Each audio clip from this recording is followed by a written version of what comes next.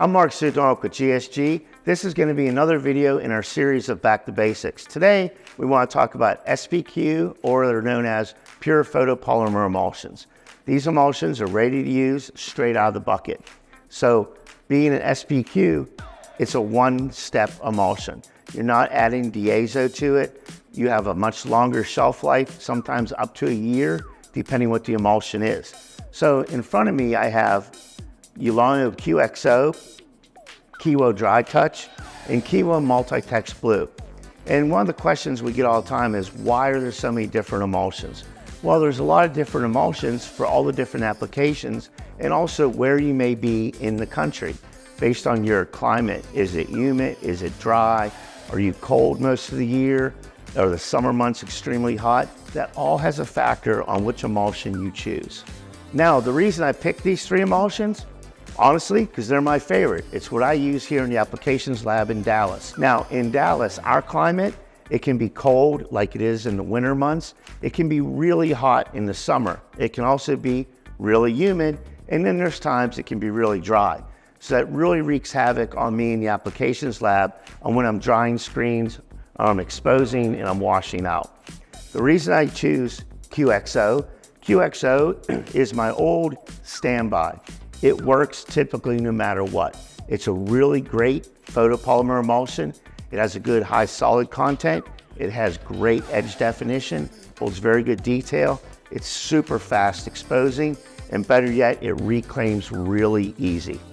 Now, when I'm going into the summer months or spring months, when it's very humid here, I switch to the Kiwo Dry Touch emulsion. The reason I use dry touch, like the name says, the emulsion when it dries is very dry to the touch. If you're still using film to make your positives, dry touch, the film will not stick to it when you're exposing your screens. We've all had that screen where the film is stuck to the emulsion, pulled the ink off of it, now you have to remake a film as well as redo your screens. So dry touch also is extremely fast exposing, and it reclaims fantastic. The third is going to be Multi-Text Blue, also by Kiwo. The reason I use Multi-Text Blue isn't necessarily because of the time of the year. This really depends on what I'm working on, meaning if I'm printing plastisols, I can use Multi-Text Blue. The other great thing about it is if I'm going to use those same screens for water-based or discharge printing, I can use Multi-Text Blue. Still being a photopolymer, it will hold up to water-based in discharge. It is fast exposing.